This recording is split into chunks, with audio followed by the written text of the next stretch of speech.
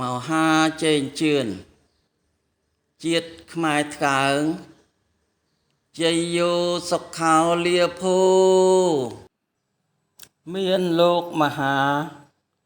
លោកអាចារ្យសំអាងការភ្នួងនិងចុងភៅមង្គលការបានរៀបចំម្ហូបមហាជាច្រើនមុខជាច្រើនតុស្អែកស្កះព្រមទាំងមានផ្លែឈើចេកទុំនំផ្អែមភេសជ្ជៈសពសារពើគ្រប់មុខទៅតាមកន្លងផ្លូវប្រពៃណីដូនតាព្រះមេត្តាបិតាទាំងសងខាង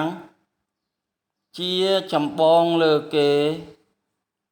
គឺមេបន្ទុកនៅក្នុងកិច្ចមង្គលការកូន